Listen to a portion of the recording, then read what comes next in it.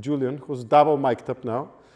Just a few notes and context. This is the second lecture presentation of Playing Narratives. This is one of the public ones, as some of you may know. We have some of the lectures that are open to everyone, provided we have capacity at the location, which is always going to be, for now, the French Institute. And then there are those who are close to the participants of Playing Narratives. Those of you who have no clue what Playing Narratives is, it's an initiative started in Serbia a few years back that we partnered up with the Serbian Game Association and brought it to Bulgaria. And we had a quite intensive sign-up period with over 160 applications, with 30 people chosen that would be doing the curriculum for the next 6.5 months.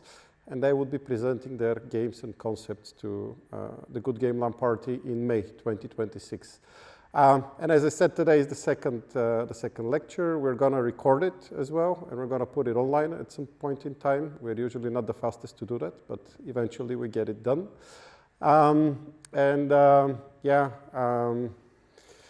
I will show a QR code because some of you said that you are not in our Discord. This is the Discord for GoodGame. There you can scan the QR code. We're just getting more and more active there. So for the future, any updates, news, chats, ideas, suggestions, we're trying to build a community around it. We do it once a year when we have the LAN party. Now we're trying to do it running all the time. So you can scan it now, or we can chat later. And I guess that's the general information. This is the last one for this year. We don't know yet where is the next one next year, but we have the Discord, we have social media, and we have a newsletter that I've been trying to send for quite a while now.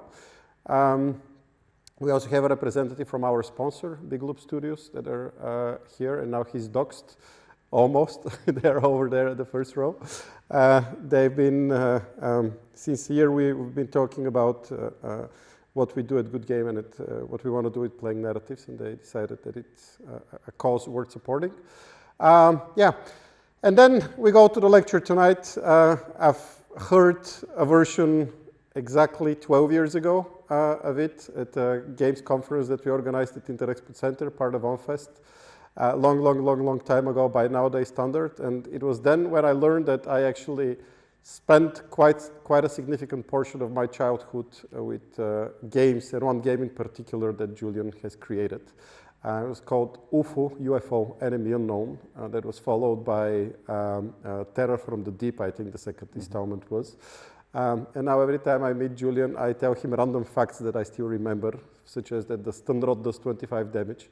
In UFO, and he always laughs and thinks I'm crazy. But yeah, just like one last piece, his lecture back then was called How to Get Into the Game Dev Industry. And I know for a fact that at least one person took that lecture very serious, and now he's a professional that I get to interact with every now and then that was ignited by this meeting. So without further ado, Julian Gollop with How to Become an Awesome Game Developer. Thank you for being with us, Julian, and take it on from here. Thank you.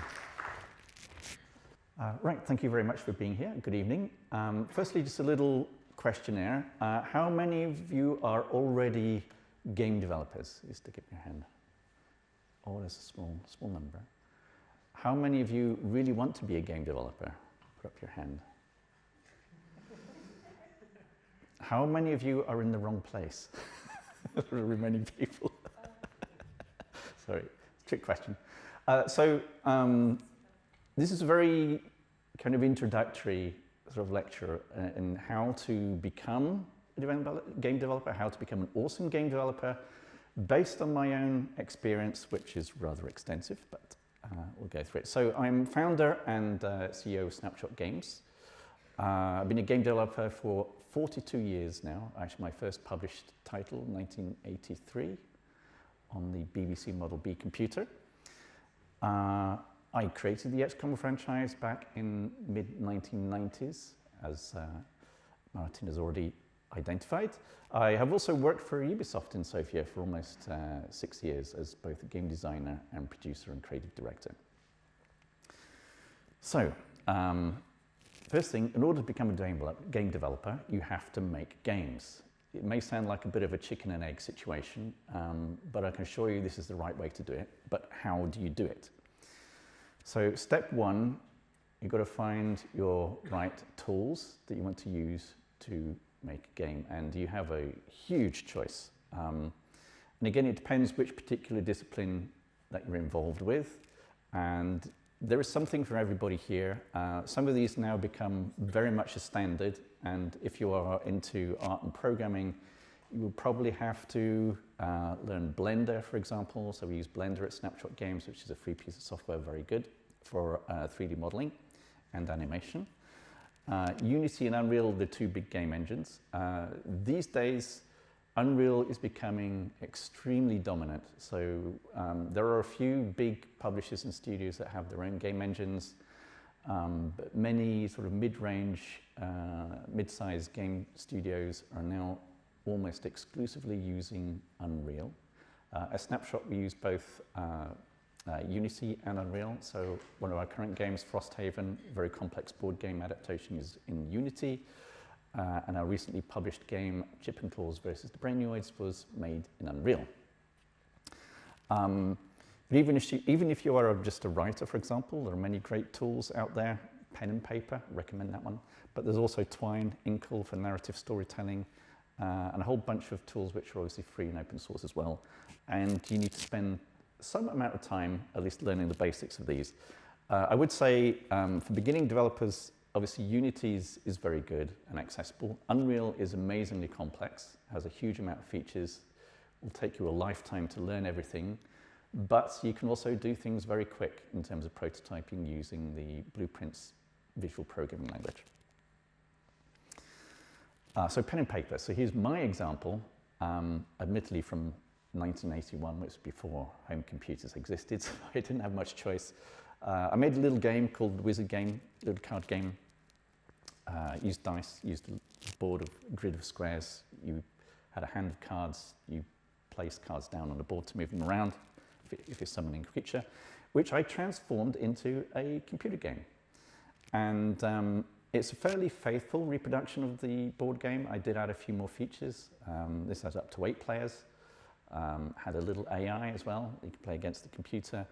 And it was actually published by Games Workshop in 1985. Of course, Games Workshop has become bigger and bigger, most notably now known for licensing the Warhammer 40,000 IP, most recently Space Marine 2.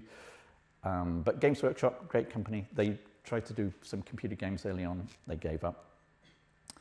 And this ultimately actually became an inspiration for the first game that Snapshot made, which was called Chaos Reborn. And again, it's still based on the core ideas that I made on that little pen and paper board game all those years ago. And we crowdfunded this back in 2014, built in Unity 3D, released in 2015, generally very well liked by players, many of whom had actually played the original computer game that I made back in 1985. So a word about AI. I know Moni did a good in-depth dive into this. So AI has released a whole new set of tools for us to use as game developers, almost every aspect of game development, in fact. It is, of course, controversial.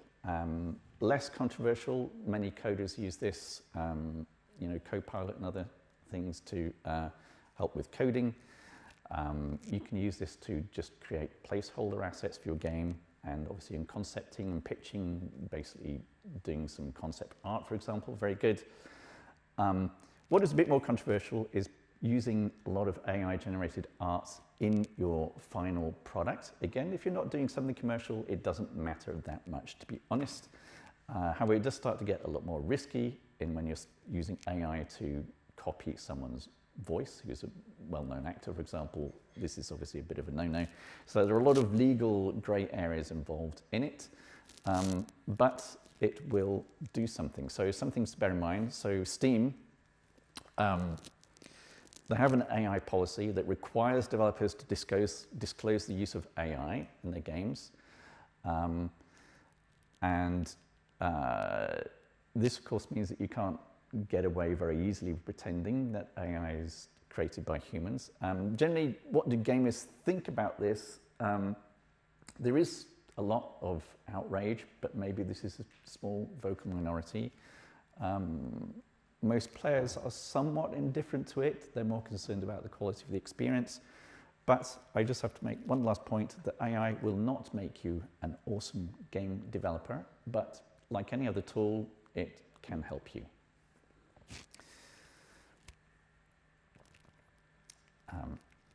Right, so the step 2, to team up. So you need to find some friends with skills that can help you, complementary skills. Start making games. Game jams are a brilliant place to start. Sophia Game Jam, brilliant initiative. Itch.io have many ongoing game jams. So you maybe need to team up as an artist, programmer, designer, or a sound designer, whatever. Create a small team, do a game jam, and you will have an amazing experience. It won't be easy, but it's usually something that you'll learn a huge amount from. I do recommend it. In fact, several people in our studio, Snapshot, still do game jams regularly, and they really enjoy it. So then step 3, having found your team, of course, what do you actually want to do is the pitch. What kind of game do you want to make? The temptation is to pick one of your favorite genres of game, or maybe favorite game, and make some imitation of it. I would not recommend that as the best approach. You need to try and get inspiration from different places where you wouldn't normally look. Whether it's films, music, TV, history, whatever. Something that is going to give you some inspiration, which is not just a reproduction of something which is already familiar and popular. And this is the process. So you take an existing game or genre and you give it some twist or innovation that is your little unique hook. It can be a very simple mechanic, it can be something visual also, it can be something to do with animation. It doesn't have to be in the game mechanics itself, but keep it simple. A simple idea is always the best to communicate. And if you've got your unique hook, you'll create something which is going to be interesting for people, but maybe also relatable because it's in an established genre or it's similar to another game. And these kind of constraints, trying to make just one simple innovation, keep a very simple approach to things, can actually promote your innovation and creativity and success, because if you try and do everything, every idea you can think of, you're not going to get anywhere. So keep a very focused, simple idea that is interesting, maybe not done before, mix it with or blend it with a genre which is well established, and you could be very rich in a few years' time. So let's take a few examples. So Hearthstone was an interesting one. So the objective of the team there was to simplify Magic the Gathering and make it work in an online context, because Magic Gathering was very difficult to make work online. And they had some very simple constraints that they gave themselves: no interrupts, simple linear mana progression, none of this land card stuff. So they reduced the complexity of the game, made it more suitable for online play, and they had a smash hit on their hands. An example from my own past, so the XCOM pitch. This was a bit more of a complicated one.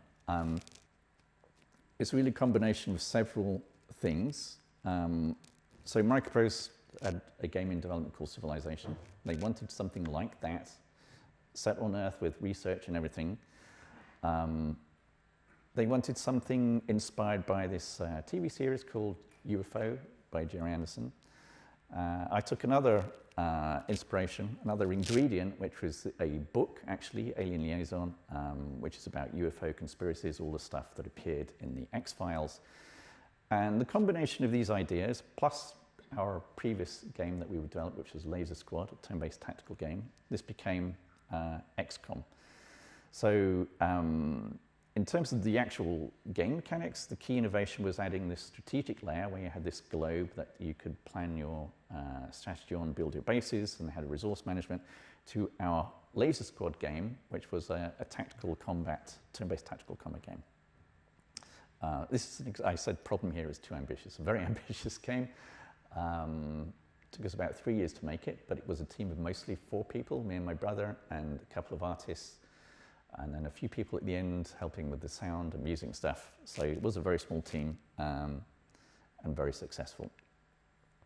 So here we're going to Phoenix Point. So when we were crowdfunding our second project, we wanted to do something based on the original XCOM. Obviously, we couldn't use XCOM, we didn't own the rights. So our pitch here was basically XCOM meets Lovecraftian horror with this evolving alien threat. And we were a very successful crowdfunding campaign pretty much based on that pitch, which again is a bit of an evolution, adding something into the mix of the original XCOM. Another more recent example, there are many examples, but Blatcho is a pretty cool one. So here what you've got is basically the rules of poker, more or less, implemented as a kind of roguelike game where the Joker cards are these awesome game-changing cards. You have some really cool combos with it, bit of a deck builder. Again, based on a simple idea, you're taking something which is kind of familiar, which is the rules of poker as a card game, adding a concept which is also quite familiar, this roguelike concept, and adding a whole bunch of stuff, a whole bunch of cards. So, but still, it started off very simple, so you can make a very simple prototype of this. And the developers, one guy, spent a lot of time actually shaping this into a commercial game, which became absolutely hugely successful. Still a lot of effort, though, huge amount of effort is spent on that. Final example I've got is our more recent game, Chip and Claws versus the Brainoids, which is an action strategy game. And you are basically combining here third-person action controls, very familiar to all console players, with elements of real-time strategy. You have resource collection, base building, armies of robots. Very, very cool. Great, fun game. So, you got through all these steps. Step 4 is to actually make the games. You've got the team, you've got the idea, you've got the tools, and you need to go through this process. Very simple process here. So you need a very compelling core game loop. You want something that people are going to keep playing, and it's usually a challenge reward type loop where as you progress, you get things as a reward. This enables you to do more things and so on. Very, very straightforward, but you need to do this. You need to create progression in the game. And again, it doesn't have to be purely game mechanics. You can have very interesting narrative progressions in more narrative-driven games as well. But you need that compelling cycle that keeps players wanting to play more. And when you do this kind of prototyping, you need to keep it, again, very simple. You need to keep iterating on it, keep trying it, and so on. So Nintendo, probably the best publisher developer in the world, personal opinion. So they used to say in the early days of development of the Nintendo Entertainment System, they gave their development teams a very, very tough challenge. They gave them, okay, you've got a great idea, you have 3 months to find the fun, as they put it. And this 3 months, their teams had to create something that is playable and fun. It didn't need to look amazing, it could have bugs in it, whatever it is. Their essential mantra is you have to find the fun. Just as another small example is a game that we made at Ubisoft called Ghost Recon Shadow Wars. The prototype we did for this, again, was done with pen and paper and, well, printer. We made the prototype, I think, in about a week and tested it. And that became the foundation for the whole game, which is then a launch title on the Nintendo 3DS. And going back to the fine and the fun, everything you're doing has to serve that user experience of the game. You know, the art, animation, sound, programming. None of these things on their own mean anything. So everything has to serve that purpose. So how do you make it do that? You have to do a lot of testing and observation. The sooner the better. The sooner you've got your basic prototype working is the time that you start testing it on other people and watching them. And the way you do this, again, is you give them minimal instructions and you just watch them and try to get them to explain their thought processes and where they're getting stuck, where they're getting confused, and you just record the experience. You need to test with different types of users because obviously many gamers have different tastes and preferences, so you need some users who are similar to what you want the target audience for your game to be. You need some who are maybe slightly outside your target audience. You need to get some reactions like this. In modern games development, companies have, big publishers have user testing labs. We did this with Chip and Claws. This is basically where you provide a version of the game and they recruit 12, 16 people to test the game over a period of 2 days. They monitor everything, record their eye movements, what they're looking at. Obviously, this is quite expensive. You can do this way more cheaply just by observation of players playing your game, and you will get some very useful guidance on how to iterate your next version of your game. So, yeah, and the important thing about iterating is you need to collect your feedback very regularly, do it very quickly, implement your changes as fast as you can, and repeat the process, and you will get to be, if you do this very well, I guarantee you'll get to be an awesome game developer, by the way. So prototyping, these are about testing ideas, and you usually have 2 choices if it doesn't work. You literally can throw it away, or you can iterate on it. Usually there's something there which you might think is good, you might try to improve it. You shouldn't keep doing this too much. At some point you say, yes, we've got it, or you should throw it away and let's do something completely new. So with our step 5, hone your skills.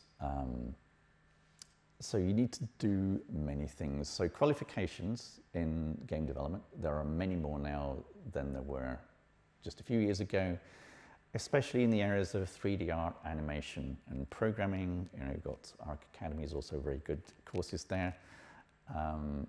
Doing a lot of practice, which is making things, prototypes and game jams, and doing a lot of research. So when you do research, again, you need to go outside of your comfort zone, like I said, when you're looking for sources of inspiration, where you need to look outside things which you normally draw inspiration from. You need to look at different genres, RPGs, platforms, puzzles, different formats, how console games work, how board games work, how do RPG games work. You need to look at where market trends are. And very often you'll find that you will draw some interesting inspiration for that unique twist for a game idea just by doing some research on things that you wouldn't normally maybe play or even look at.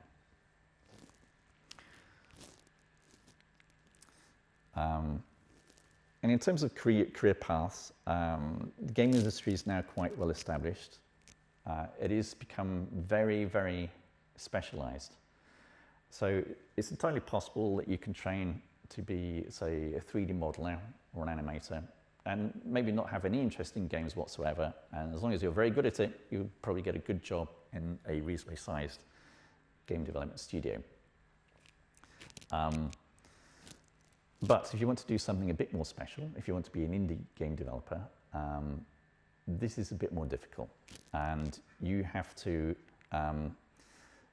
study widely, even if you're specialized in one area. So become a T-shaped person. What does that mean? So this is an idea which comes from the famous design studio called IDEO, and they try and recruit people who are T-shaped people. This means that you have some wide skills and experience in different areas, say within game development, a bit of programming, a bit of art and so on. But you have one area where you are very much specialized and very good at. And these type of people often are very important in games development because they can bring different teams together and help the communication between them and actually get a proper integrated game, because a game is not just the sum of its parts. It actually is a unique thing which all the parts serve that user experience. And in saying that, there are some of these roles in game development which we have found really difficult to find, to recruit. This is not an exhaustive list by any means, but it still holds true today as it did many years ago. Game design, it's kind of difficult to teach someone game design. It's one of these things where you have to be practically do it a lot. There's not really much academic rigor in the field of game design. It's obviously very creative. Is it an art? Is it a science? Is it both? Myself, I call myself a game designer, but I have broad experience I've done a lot of programming, I've done a lot of art, a lot of writing, and so on. Level design is another interesting one. Our level designers at Snapshot currently, they have to have a very good understanding of game design and mission design, and they have to do the aesthetic, most of the aesthetic, the actual layout of the levels to look visually good and appealing, and they have to do scripting in Unreal blueprints. That is actually quite a lot when you think about it. And many larger companies, those things will be split between many different people. But for example, if you are a level designer who's very good at blueprint scripting in Unreal, really understands game design, mission design, maybe good with modding tools and stuff, and is artistic, then the world is your oyster. You'll have many jobs, many people who want to hire you for that. One other role which is interesting is technical artist. And again, the definition of this is a bit difficult. So this usually involves someone who's understands a lot about how game engines work, about how rendering works, about how animation pipelines work. They need some artistic talents, but they need a lot of technical knowledge as well. Again, very difficult to find people who have both those things. Final one is UI, UX designer. Again, not a terribly well-defined job in game development because you're trying to bridge two things. One is the user-facing UI design. The other is what is the actual user experience in terms of what the player is experiencing in the game. Usually requires a lot of collaboration. You know, we find that some UI designers are very good graphic designers, but their understanding of usability, should we call it, in games is maybe not so good. And you have people who are very good at user experience, but obviously not graphic designers at all. So both those things are often combined in one person in some way. Sometimes they're split, but you know, it depends. If you're good at both UI and how to define and understand user experience, then you will be in high demand, I can assure you, in the games industry. So there's a few examples there. And again, going back to the idea of T-shaped people, if you're working in smaller teams, you will find that you will need to have people who have a variety of skills. And that is the end of my presentation. I hope you have a few questions. I'm sure I can, if you have any more detailed questions, I hope that I can answer some.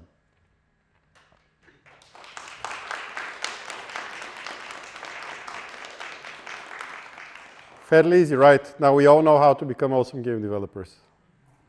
No? Yes? All right. Yeah, let's do a Q&A session. Julian is here. You don't get that often the opportunity. I myself have a few questions, but if you have a question, just raise your hand. I'll bring on the mic, and then you have it. Just before you ask the question, please present yourself with a name and a little bit of what you do, so there is a context to the question. There you go.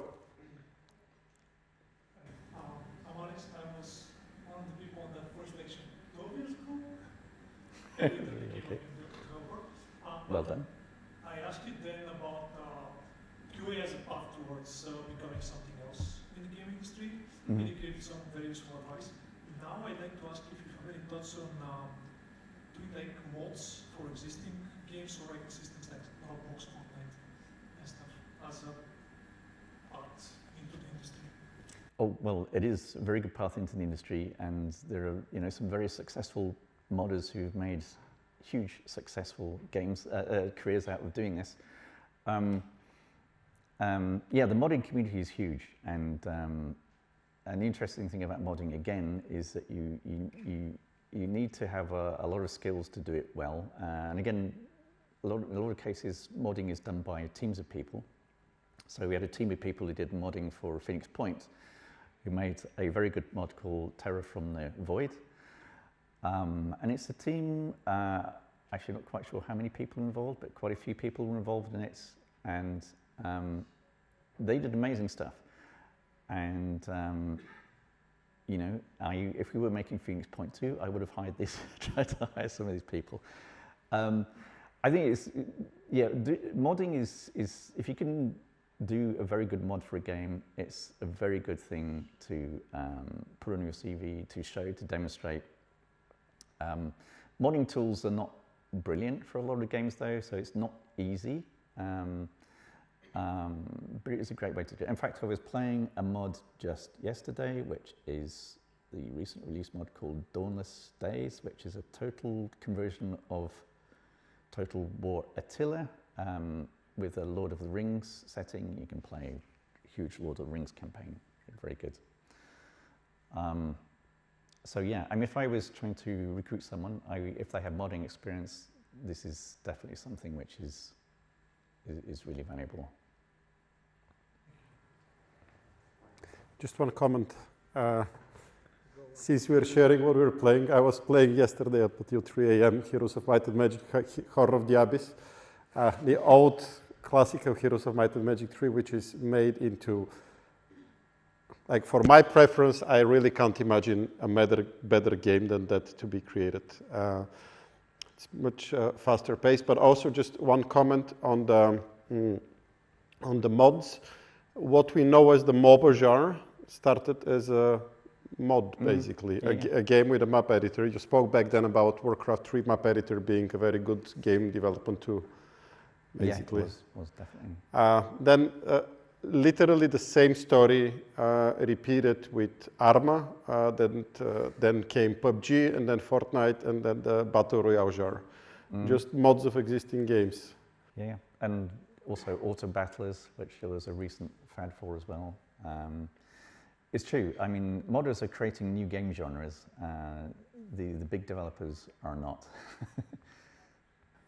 Yeah, I have something else, but I don't want to steal the show. My name is Ivan Atanasov, and I'm a game designer also for a long time. First, I want to thank you for the lecture, and then I want to say to Alex that quality assurance is not just a starting level. It's a very important job in the industry, and we should appreciate it more. And I want to ask you to share some challenges and how you approached them especially with Phoenix Point, for example, when you combine the XCOM with Lovecraftian horrors.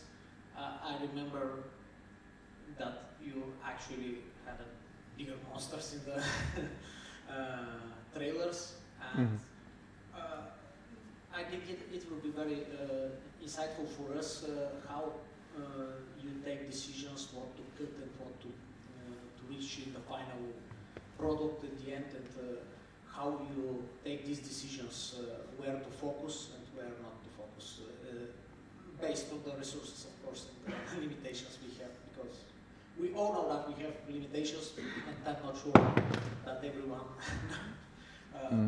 understand this struggle. Yes, and with Phoenix Point it was particularly difficult because it was a crowdfunded title, and what you're doing in a crowdfunding campaign is that you are promising something to people before you even have anything. When we started the crowdfunding campaign, we did actually have a little prototype. We even had multiplayer, actually. And we developed a little trailer. But we certainly promised more than we could very comfortably deliver. And you could argue we should have cut some things. So we had like 3 factions in the game that you could relate to, and we did discuss about maybe cutting one of those. But ultimately, the biggest issue was that when the game was initially released, it was quite unfinished and buggy, and this is not a situation you want to be in, to be honest. But it's partly the product of being a crowdfunding campaign. So if you're promising a lot of people, you feel that you feel obliged, you feel that you have to at least deliver on most of it, and it's very difficult. I'm not that keen on doing crowdfunding anymore, but because that's the problem that you have, is that you're committing to something that you don't really know in advance that you can really deliver on. Fortunately, with Phoenix Point, we did spend some more time. Actually, we actually last week we released a patch for Phoenix Point, and we collaborated with a modding team from Terror from the Void mod people, and that has gone down really well, actually. Yeah, I mean, there's no easy answer because, again, what you promise to people and what you finally deliver is going to be different. We did have a number of backer releases during the course of development, and it helped get us from feedback, but again, the problem was it also generated from some false expectations about the final product. So it was very difficult. I don't have an easy answer, I'm afraid, that one. Yeah, I just hope it for the experience. Yeah, it was painful. What can I say? Yeah, I know, but it is something that is very important for the developers to understand that sometimes you cannot deliver everything, and you should choose. You can't. And you have to. Pick what to kill, what to left for later, eventually, and this is a very important lesson. Yeah, I don't think we did it right with Phoenix Point. We tried to put too much in, and it was unfinished. This was the problem. But the modders community saved it. Yes, yeah. I mean, yes, they did. We also did some. We also had a Steam release, which was 1 year later, which we did fix quite a few things there, and we should have continued really. But yes, ultimately the modders saved us in some way. Yes, yeah. Thank you. Thanks.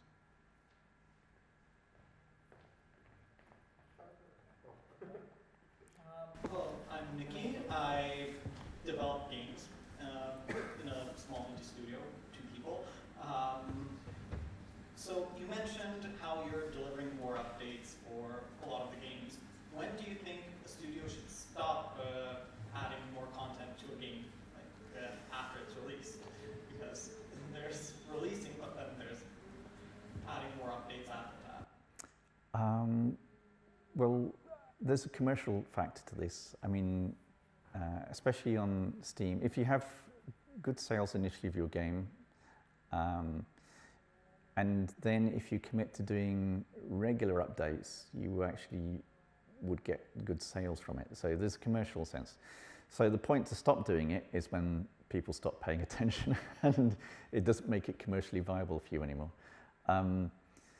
But there's also the opportunity cost. Maybe there's some better project that you could be doing rather than just updating an old game as well. This is always the consideration.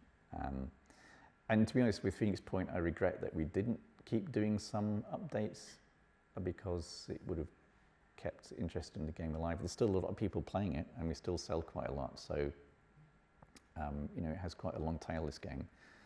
And in retrospect, we should have done more updates in this case because the game was still selling quite well. So that's probably how you should look at it. Thank you.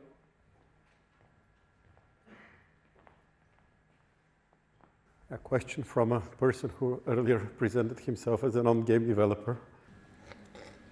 Yes, hello, my name is Marian Christoph. I'm not part of the game development industry at all, but actually until recently a researcher in the field of programming languages. And you mentioned that you have done some programming yourself, so what do you look for in a programming language for game development? In particular, what features do you think meaningfully impact the games that come out of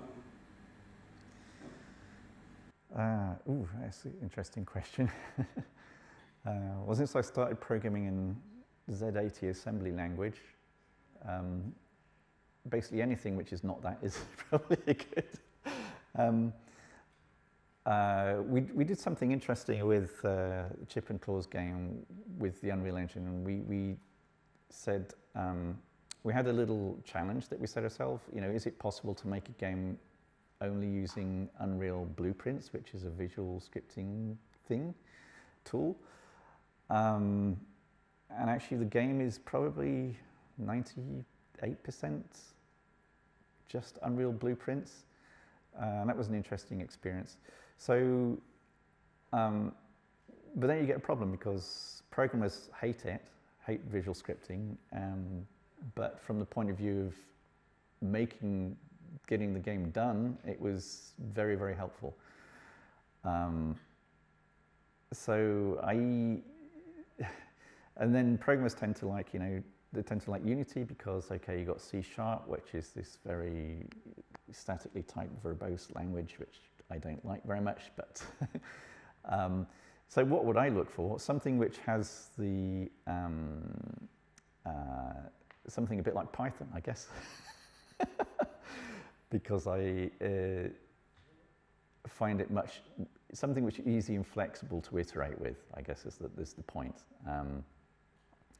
Quite often, yeah, with languages, again, it's very controversial because Unreal has become so dominant and programmers kind of have to, if you're getting into the engine, you have to use C++. And then apart from that, there is more scripting-oriented languages like Lua, which I know Human won't use, and we've just started using a scripting system, I can't remember what it's called, for Unreal as well. There's a constant search for something that can make iteration and testing very quick. And then on the other hand, writing efficient and performant code on the other, and I don't think we'll ever really solve that problem. I know for Unreal they're developing a new language called, I can't remember what it's called now. I know Tim Sweeney wants to create a new language for programming in Unreal. So this is a constant struggle. So I don't have an easy answer to that, but I did like blueprints. I like visual tools, I must admit. They're very cool. Thank you. It's off behind.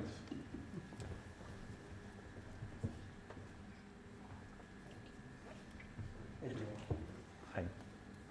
I'm Ivo, I'm the program director. We met in random things and left already in May.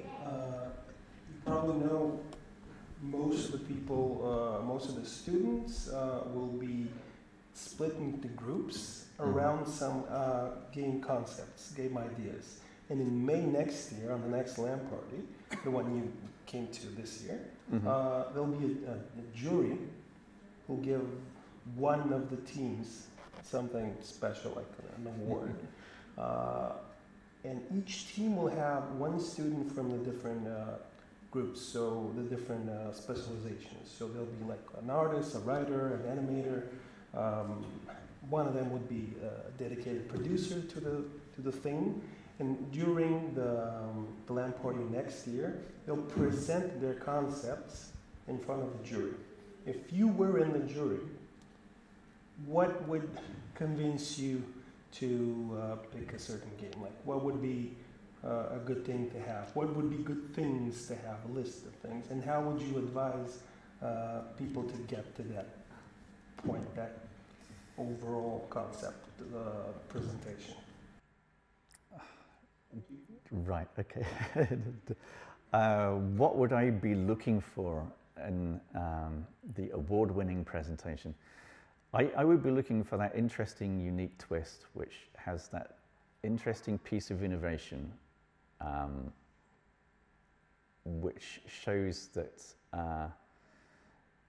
not only that you understand game genres and gameplay and game mechanics, but you have something which is going to be a unique hook, a new experience for players, and is not just repeating something that's gone before.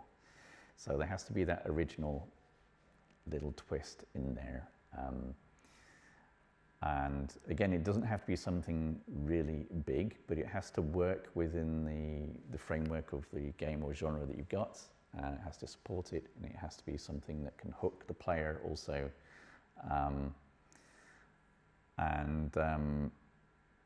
Backed up by some, research and thoughtful design. These also that you thought through all the different ways this could work. This is probably what I would be looking for if it was just a pitch.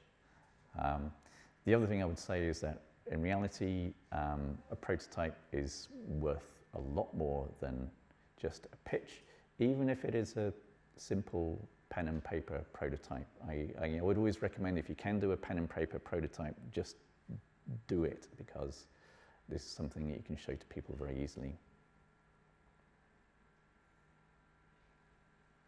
I have a question here on the, because the original, like the playing narratives in Serbia, they stuck only with concepts. And then last time when we had Moni Doce from Imperial Online talking about in-depth about AI, he was like, well, you can do a prototype super easy with AI these days. And now you say a pen and paper prototype.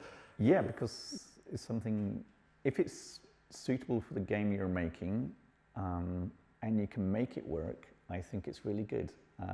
It can work. You can even do a pen and paper prototype for an FPS game, because you can demonstrate the interaction of different types of weapons and creatures and obstacles with a simple sort of simulation of what you might expect to find in a first-person shooter. It's possible, so I think it's possible and something you can do. I would definitely recommend teams to do this if they can, because it will help very much in developing the ideas, even if they don't show the prototype. Okay, it's just still in the very process. useful to do it. Yeah. Yeah. All right. Well, I was about to ask, since you mentioned Warcraft 3 map editor last time, if it's possible to do a pen and paper Warcraft 3. It's possible. Now that you say FPS, I understand it. It must be possible. All right. Any more questions? I'll go there and go on, and then we'll get back there. Hello, 1, 2, 3. My name is Ivan. I'm a philosophy and entrepreneurship student, and my question goes a bit out of the box. I've noticed this trend in many popular games where they collaborate and they partnership with other games or shows different stuff. For example, the game Dead by Daylight originally became popular because they collaborated with Halloween and Nightmare on Elm Street and so on. I was wondering, how possible is it for a small studio to achieve a collaboration, and is it even worth it to try? It's very much worth it, yes. Is it possible? Yeah, I mean, so again, especially if you're doing a collaboration between genres. I mean, to take an example, like a board game or a role-playing game adaptation is something which is very, very viable. So, for example, in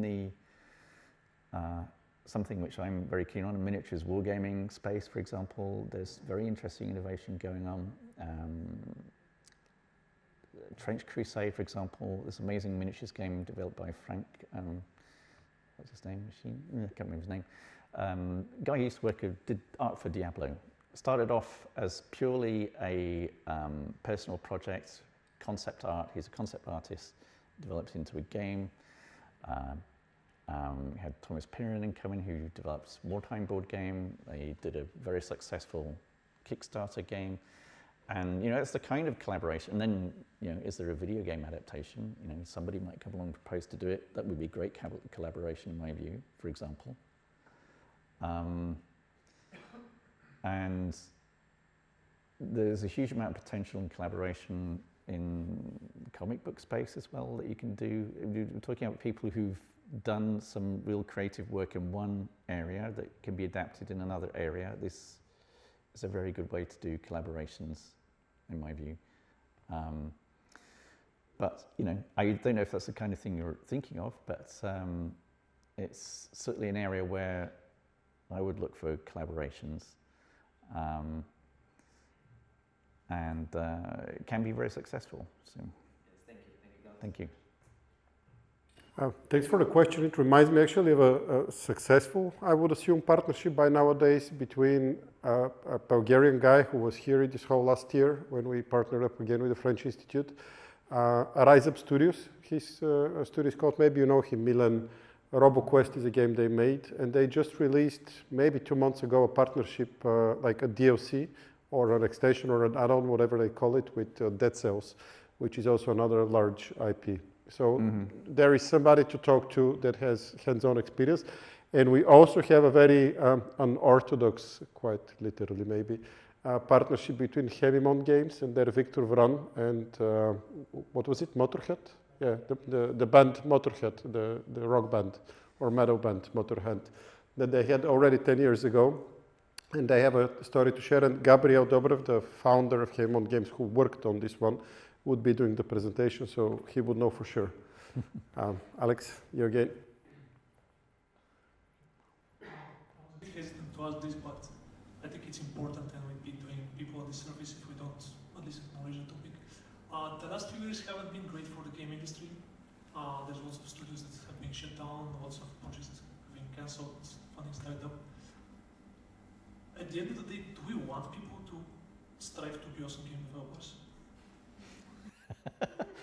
Well, as someone who wants to play awesome games, I would say yes. Yeah, absolutely. But you're right, it is difficult because the industry grew a huge amount and now it's contracting a bit, and it's very painful for it. So there are a lot of game developers have been laid off. There's been a huge boom in the indie game scene, but again, because there's so many games released, again, it's not actually easy to make money as an indie developer. So it's not easy, no. But people will always want awesome games, and to make awesome games, you need awesome game developers. I mean, this will always be eternal.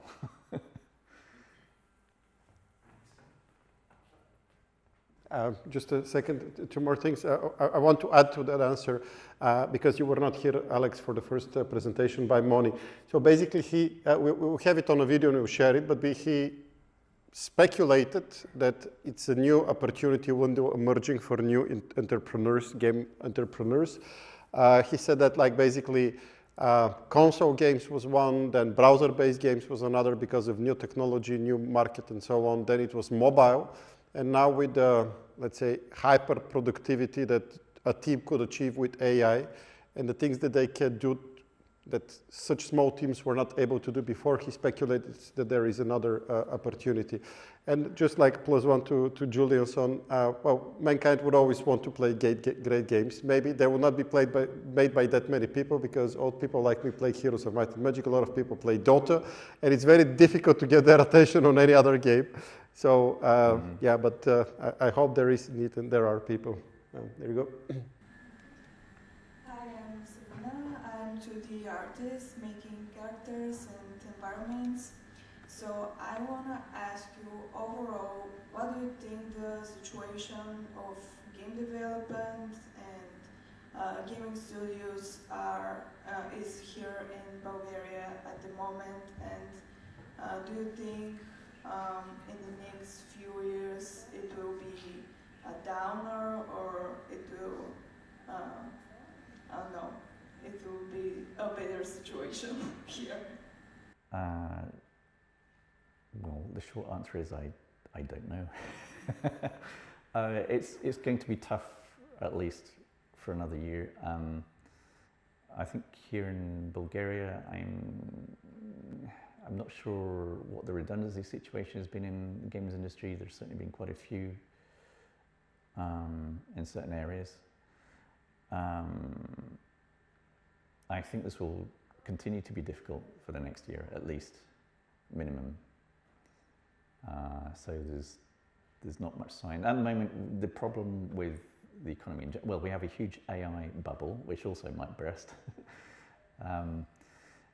And although, you know, AI presents lots of opportunities, but then those are opportunities for everybody, so not everybody is going to make money out of this. I think AI is one of these tools that you have to try and use, and this may benefit smaller teams because you have all these big publishing companies saying that we must make more use of AI to cut our costs. Traditional games development by big publishers like Ubisoft, for example, they pioneered this approach where you had thousands of people working on a game. Some of these were the biggest games developments in the world. We had many studios around the world, 1,000+ developers working on one title. It's probably going to be difficult for that kind of games development in the future, for sure. So that's probably where many of the cuts are going to keep coming, is in the bigger studios and bigger publishers cutting down.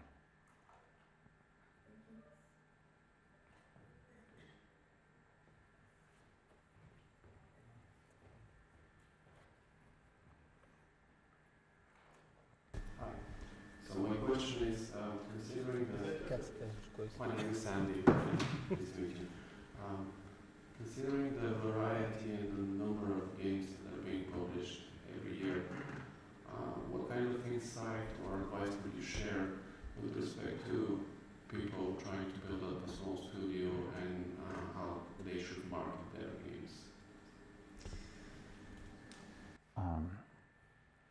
Well, my basic advice is collaboration, particularly in an IP collaboration, so some established intellectual property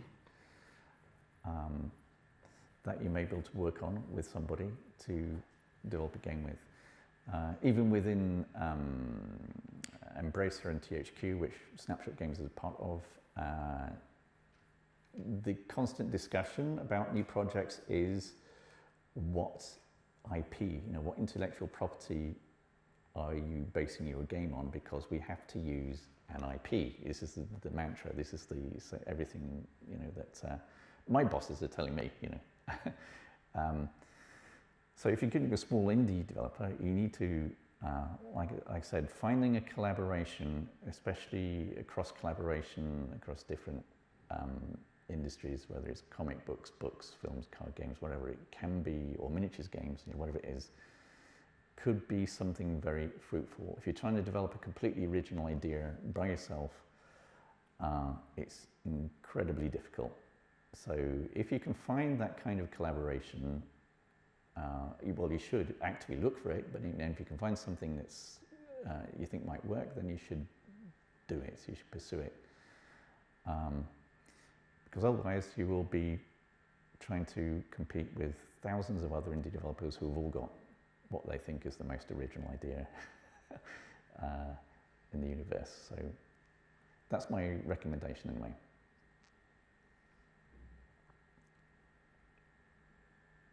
Basically securing audience before starting. Yes, even if it's a small one. And again, the cross-collaboration, cross-fertilization between,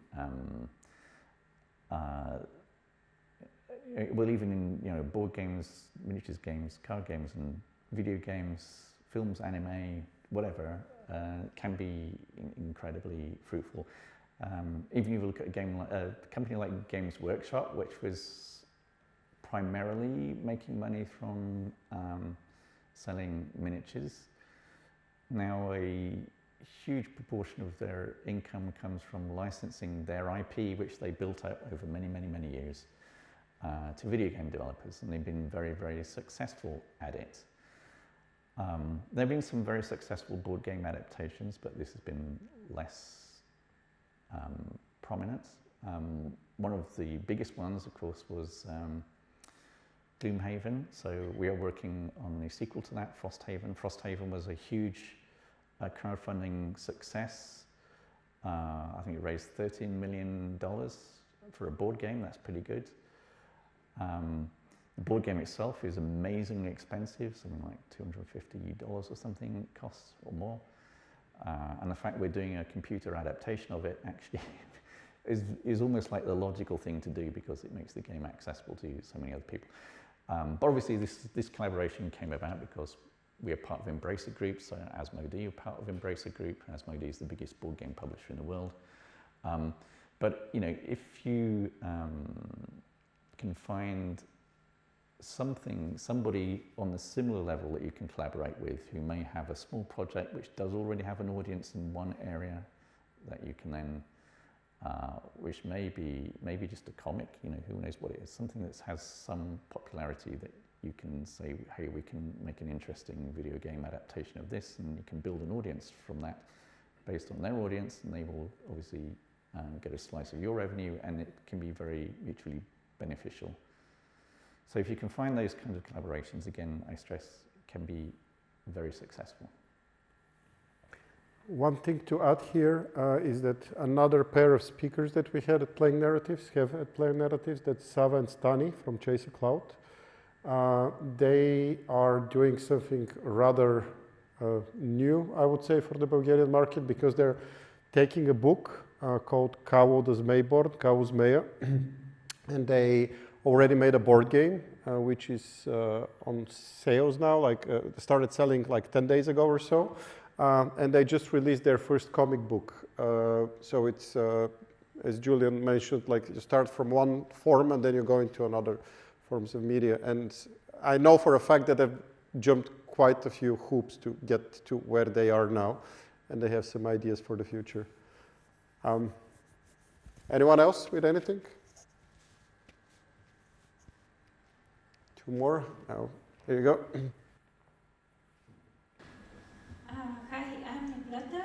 I'm a 3D artist. My question is related to the AI.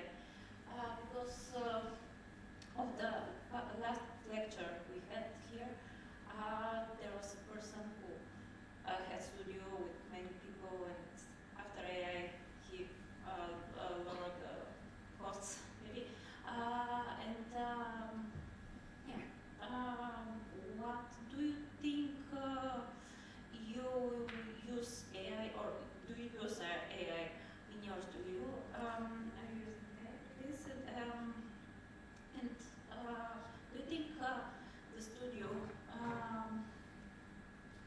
count of people will rise or decrease? Which studio? Which? Oh, wow, one. Oh, I mean, will we increase our numbers or decrease our numbers because of AI? How yeah. do you currently use AI? Right. So, what have we used it for currently? Strangely, the programmers are a bit resistant to it, though some of them have used it.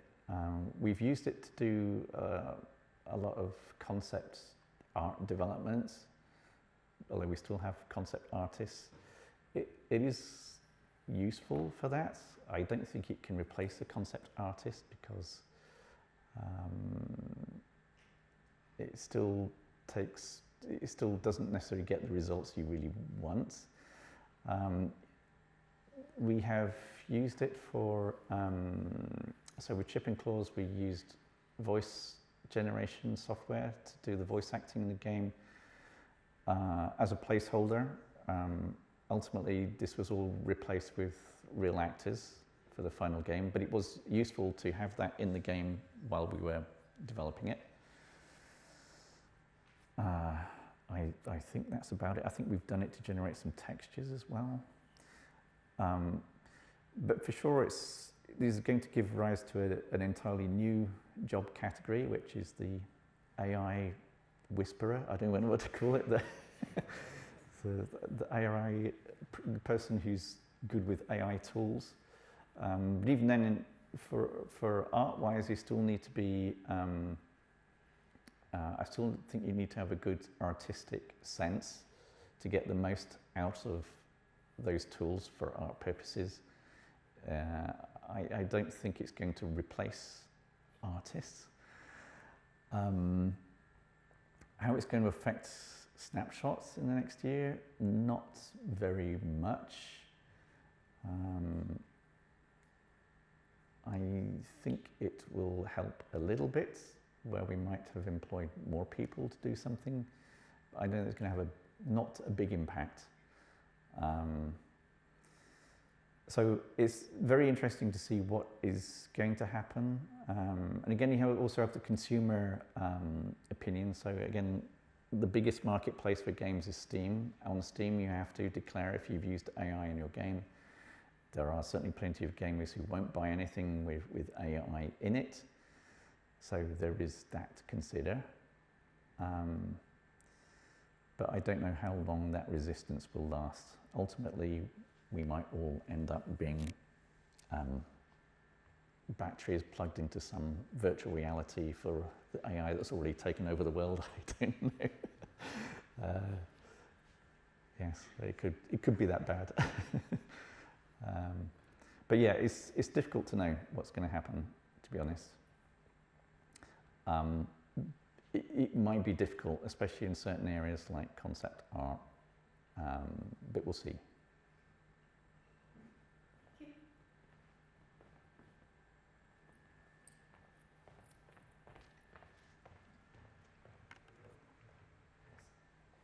Hey, I'm Peter. I do environment concept art, so a similar question to the previous one, but more specific.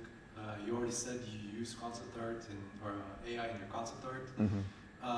In your own studio and studios around, from what you see, I'm guessing a lot of concept artists do that. So do you see in like the next 5 years concept artists being like phased out completely by AI, or is it like one person doing the job of 10 people? And following that question, would you then recommend that concept artists like broaden their horizons, learn some 3D level design? I know that's like a general good thing for if you want to be. Yeah, well, we have so a couple of our concept artists use a bunch of tools. They do a lot of 3D as well as 2D. That's not so easy just to replace with AI at the moment, because the 3D concepts are something which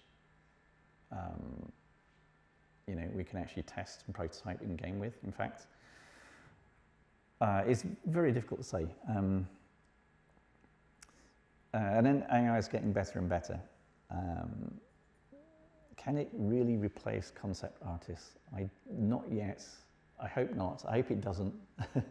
Because we might get into a situation where everything starts to look the same because the AI is generating art off itself all the time. And it's not such an easy solution just to say, well, we'll replace concept art with AI, because again, it can still take a good concept artist can do multiple concepts very quickly as sketches, and getting the AI to do the same, it can actually take rather a long time because it doesn't give you the results you really want in the first place. But again, that might change, who knows. And a more fun question, if I can. A lot of, like you said, new genres have popped up from indie. Do you maybe want to give a guess what the next big genre that's going to pop up from indie is going to be? Is it going to be maybe a mashup of stuff that already exists? What do you think? Well, I hate to say it, but there's going to be a new genre of game popping up which uses AI to generate NPCs real time. I can already see that happening, and which is a bit disturbing, but I think it's going to happen. I'm pretty sure someone's working on it already. And one curiosity question to add on the NPCs that are generated. Do you see it happening in the in the distant future that these AI-generated real-time NPCs are bound to your, let's say, personal data online? So, for instance, you share your Instagram and Facebook context and data, and these NPCs are based on your preferences and interests and whatever. That's already technologically possible. Why is it not happening? I'm sure it is happening, probably. Okay. Sure Has anyone seen anything like that? Lots of these. Have you seen? Yeah, where would the user submit data to generate NPC conversation? Sorry,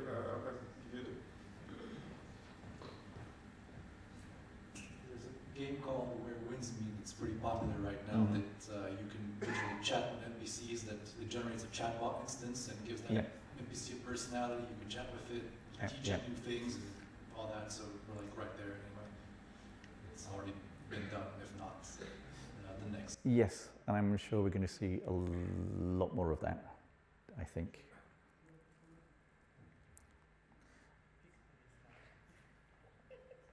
One question. Who is planning to go to either Hardcore Game Jam or Plovdiv Game Jam? Both are end of January. Who is going to, are you going as a participant, Pachowski? That's Pachowski, one of our audio and music lecturers. Are you guys going as participants? It's I think it's the 4th edition happening in Sofia, organized by Angel Marchev. Yeah. So one of the two. Sofia Game Jam, I think it's not happening, so it's only 2 game jams.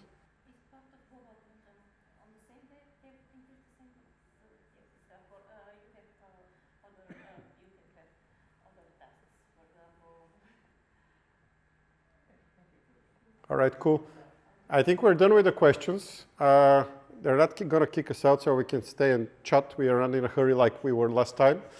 So thank you, Julian, for being with us and sharing. Thank you, everyone.